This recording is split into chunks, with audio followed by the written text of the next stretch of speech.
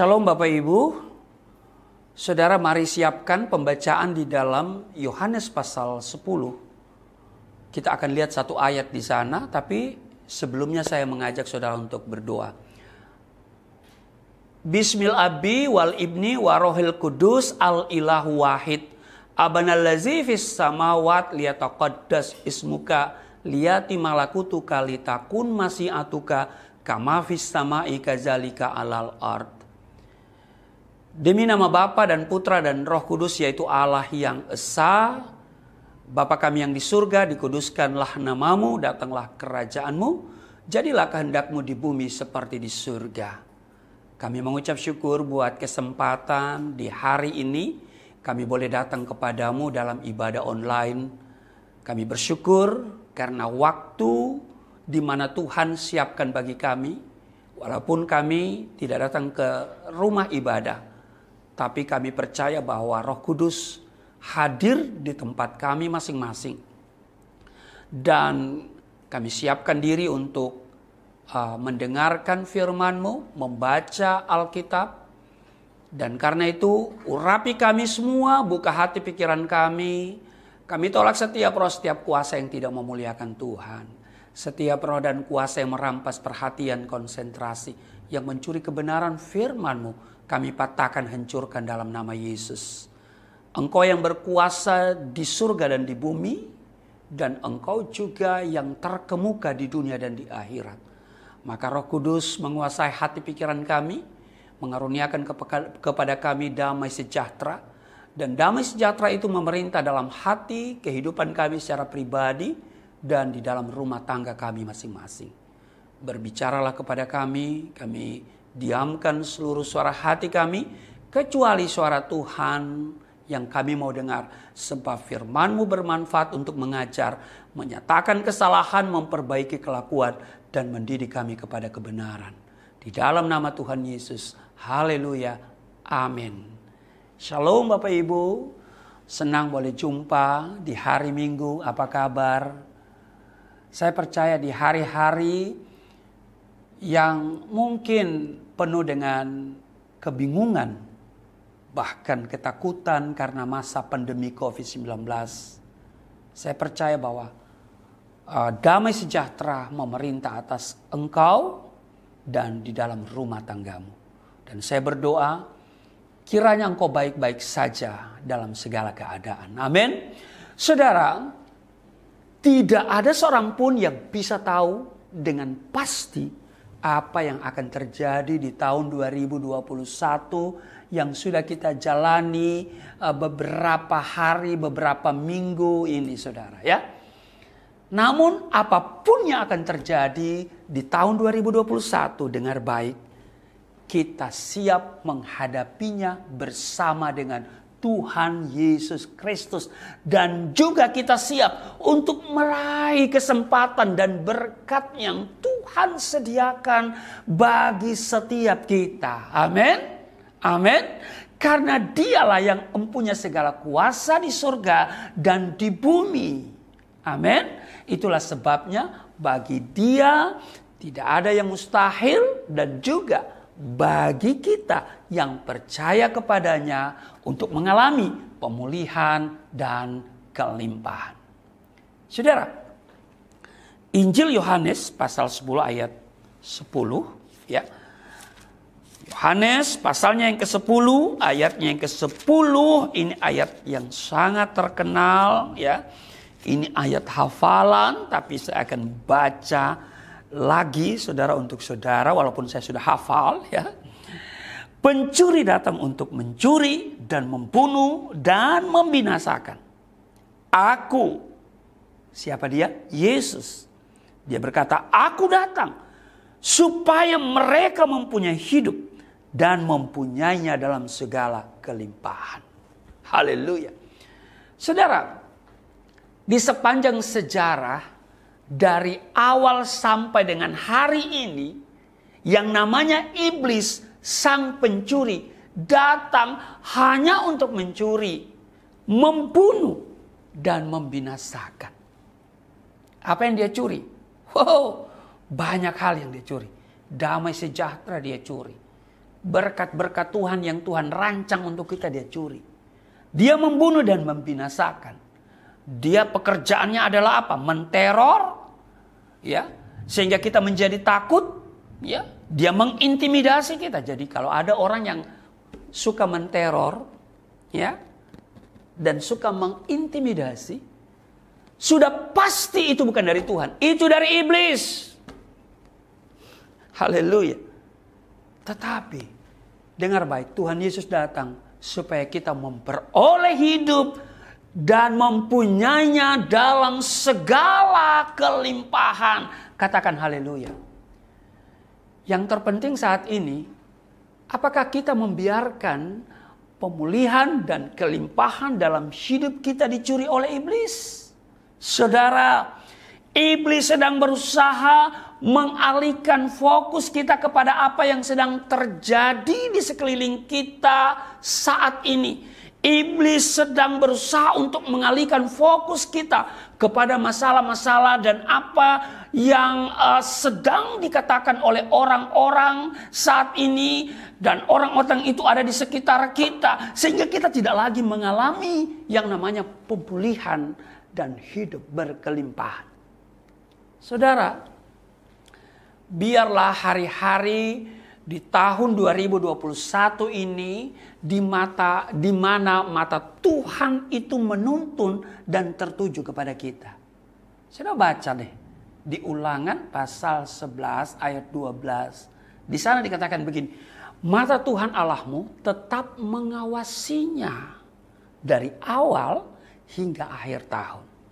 Waktu kita masuki tahun 2021 di menit pertama, ya, di hari pertama itu mata Tuhan mengawasi.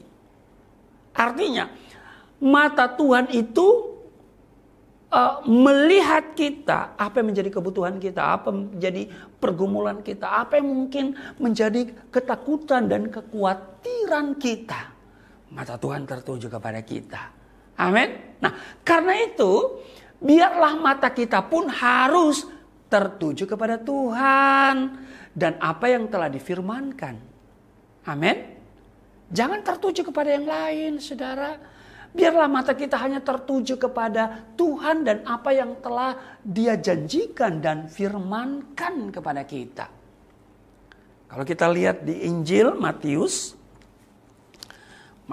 pasalnya yang ke-28, ya. Di Matius pasalnya yang ke-28 ayat 18 dikatakan begini, saudara. Yesus mendekati mereka dan berkata, "Kepadaku telah diberikan segala kuasa di sorga dan di bumi." Wow. Ya, kepadaku telah diberikan segala kuasa di sorga dan di bumi. Ini luar biasa, saudara.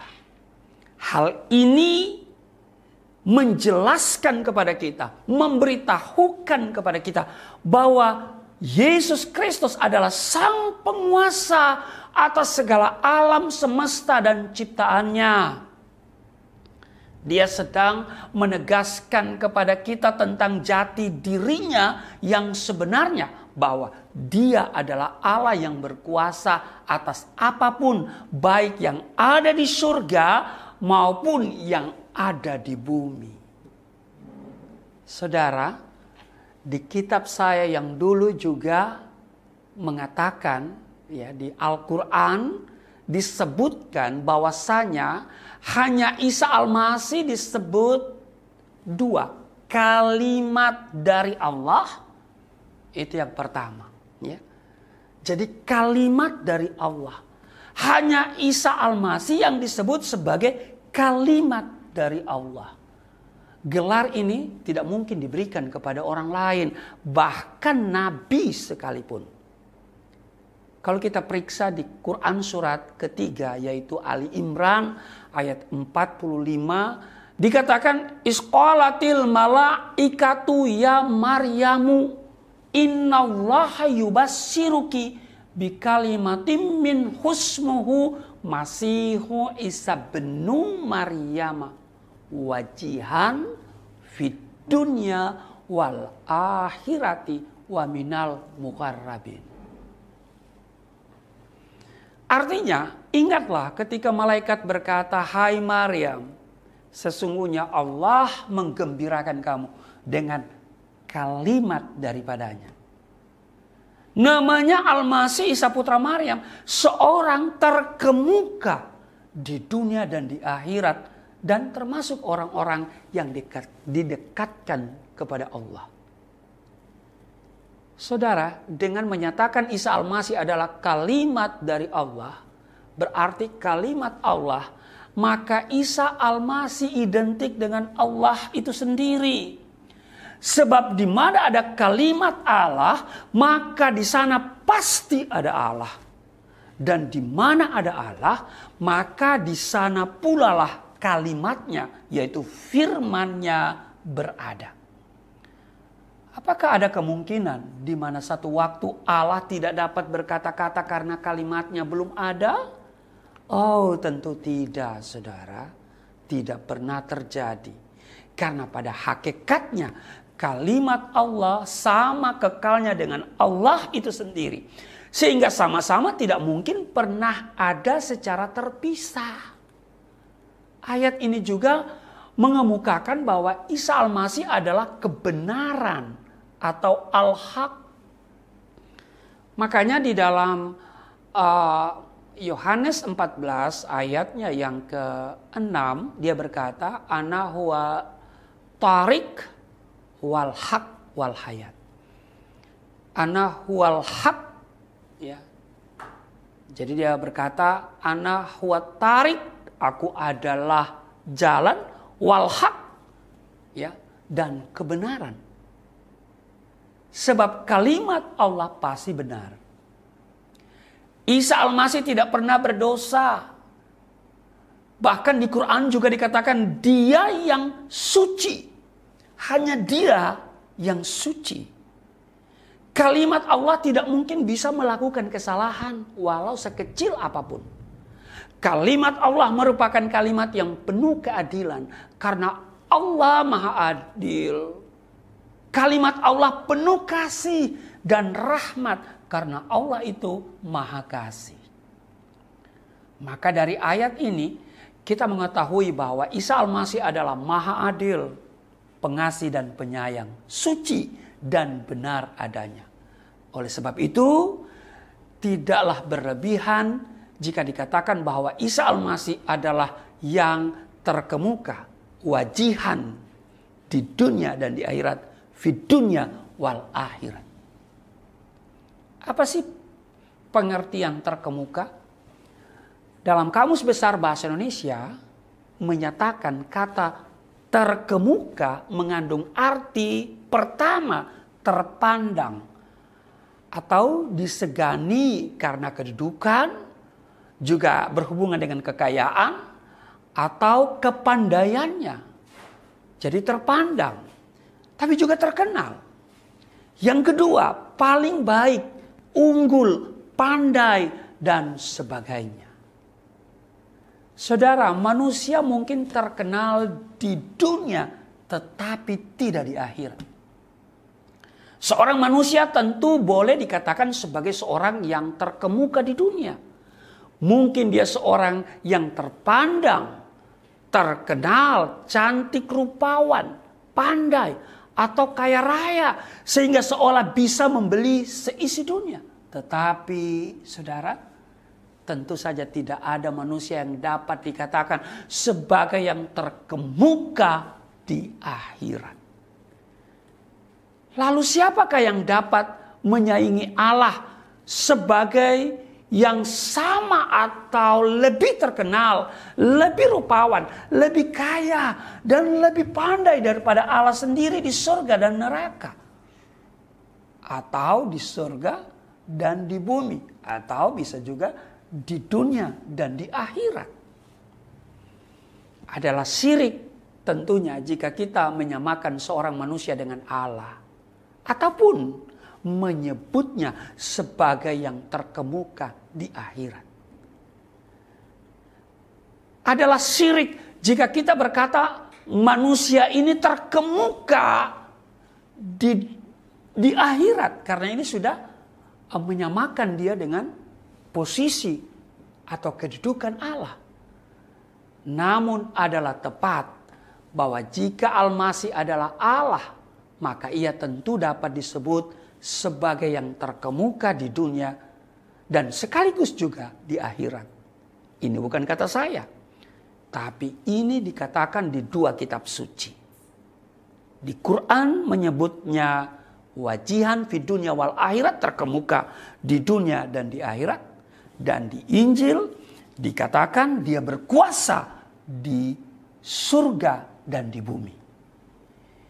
Isa Al-Masih atau Yesus Kristus sebagai yang terkemuka atau berkuasa di dunia dan di akhirat, ya, atau juga terkemuka di dunia dan di akhirat, atau berkuasa di bumi dan di surga, atau di surga dan di bumi. Dalam kitab Injil menerangkan di Yohanes pasal 1 ayat 1, pada mulanya adalah firman atau kalimat Allah. Firman itu bersama-sama dengan Allah, dan firman itu adalah Allah. Dengan memahami ayat dari kitab suci ini, maka kita akhirnya mengerti mengapa Yesus Kristus Isa Al-Masih dikatakan sebagai wajihan fid dunya wal akhirat, yang terkemuka di dunia dan di akhirat. Yakni karena Isa Al-Masih selalu bersama-sama dengan Allah, dan ia adalah Allah. Isa Al-Masih adalah yang menciptakan dan berkuasa atas dunia dan akhirat. Dia adalah pemilik dunia dan akhirat. Kitab Injil menjelaskan Isa Al-Masih jauh lebih tinggi dari segala pemerintah dan penguasa dan kekuasaan dan kerajaan dan tiap-tiap nama yang dapat disebut. Bukan hanya di dunia ini saja, melainkan juga di dunia yang akan datang. Itu terdapat di mana? Di Efesus. Ya, kalau saudara nggak percaya, saya akan bacakan saudara ya. Efesus pasal 1 ayat 21. Jauh lebih tinggi dari segala pemerintah dan penguasa dan kekuasaan dan kerajaan dan tiap-tiap nama yang dapat disebut. Bukan hanya di dunia ini saja, melainkan juga di dunia yang akan datang. Wow, saudara, luar biasa. Yesus Kristus atau Isa Al-Masih mendekati mereka dan berkata, ini yang menarik saudara ya. Coba kita balik lagi ke tadi Matius pasal yang ke-28, ada yang menarik di sini. Di ayatnya yang ke-18 dikatakan begini. Yesus mendekati mereka dan berkata, "Kepadaku telah diberikan segala kuasa di surga dan di bumi." Saudara, ayat ini menjelaskan bahwa Isa Al-Masih sungguh benar-benar seorang yang terkemuka dan berkuasa di dunia dan di akhirat atau di surga dan di bumi. Ayat selanjutnya di ayat 19, karena itu pergilah, jadikanlah semua bangsa muridku, apapun agamanya. Ya kan? Kalau boleh saya tambahkan, ya, apapun agamanya. Karena Yesus itu tidak membutuhkan agama. Yesus bukan pendiri agama. Yesus tidak membawa agama tertentu. Yesus untuk semua agama. Amin. Iya. Yesus itu Tuhan. Tuhan tidak ada urusan dengan agama. Tuhan tidak butuh agama. Jangan kita berkata bahwa Tuhan itu memiliki atau penganut agama tertentu. Haleluya. Agama itu buatan manusia. Ya. Yesus bukan pendiri agama, saudara.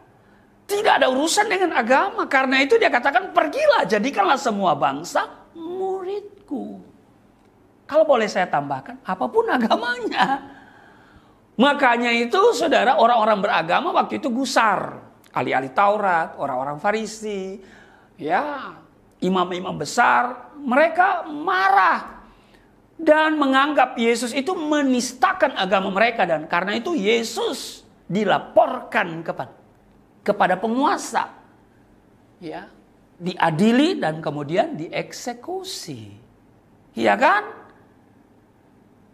Yesus dilaporkan oleh siapa? Ya, majelis ulama Israel, saudara. Siapa mereka itu? Imam-imam besar, ahli-ahli Taurat, orang-orang Farisi. Saudaraku yang kekasih, ada yang menarik dalam Matius 28 ayat 18. Yesus mendekati mereka dan berkata, "Kepadaku telah diberikan segala kuasa di sorga dan di bumi." Yesus mendekati mereka. Pertanyaannya adalah, siapa yang dimaksud mereka oleh Yesus Kristus di bagian ini? Saudara, tidak lain adalah beberapa orang di antara para murid yang tidak menyembahnya pada waktu mereka bertemu dengan Yesus setelah Yesus bangkit dari kematian, karena mereka apa? Ragu-ragu. Padahal mereka telah sekian lama berjalan bersama Yesus. Mereka adalah saksi hidup dari apa yang telah Yesus lakukan dalam hidup dan pelayanannya. Mereka adalah orang-orang yang menyaksikan Yesus menyembuhkan banyak orang sakit. Orang lumpuh berjalan, tuli mendengar, buta melihat, bahkan orang mati dibangkitkan. Dan berbagai mujizat yang Yesus demonstrasikan. Saudaraku yang diberkati oleh Yesus Kristus, seringkali kita mirip dengan para murid. Bahkan beberapa orang dari para murid yang ragu-ragu itu.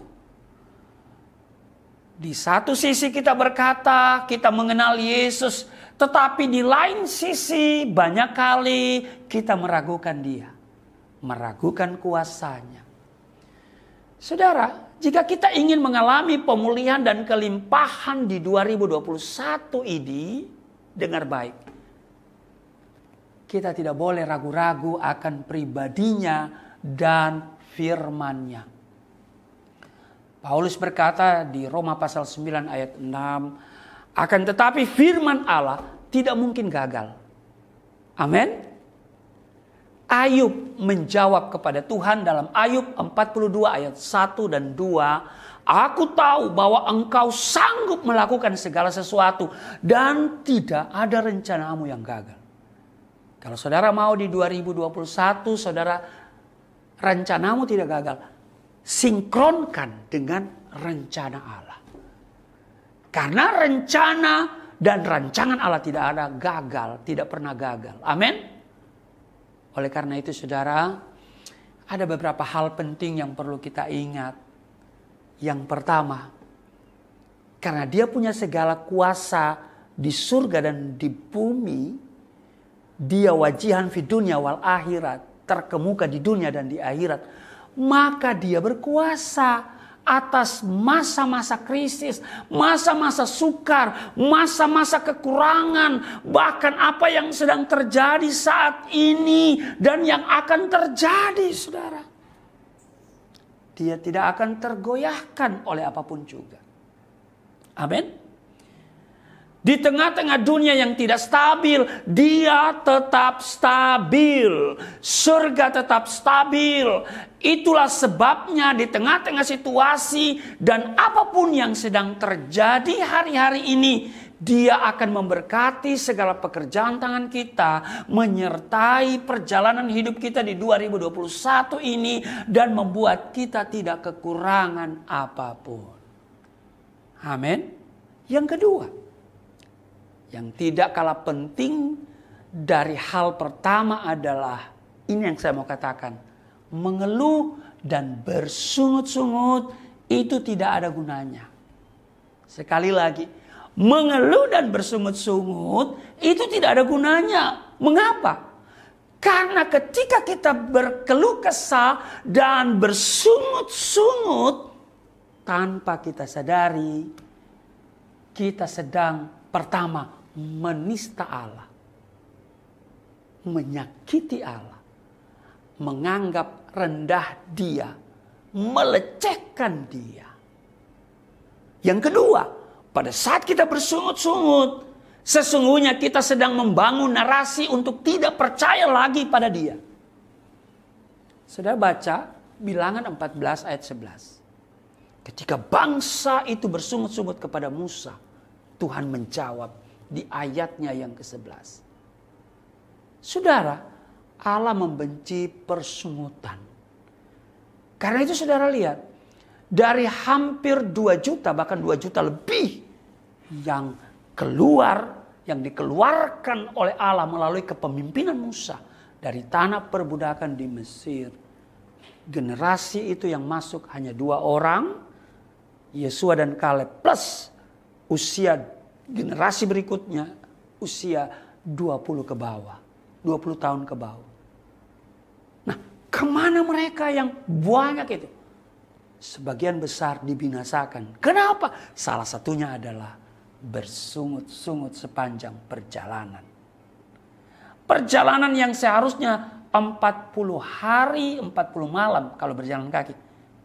Durasinya diperpanjang menjadi 40 tahun.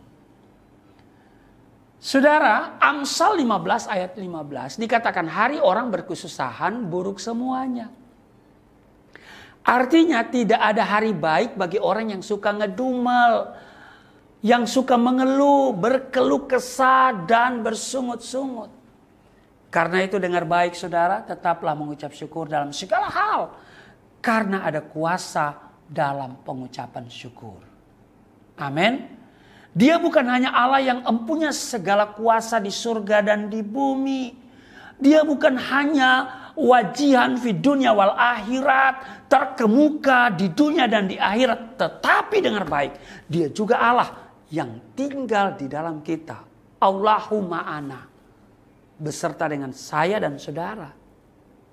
Dan dia berjanji akan menyertai kita senantiasa sampai kepada akhir zaman.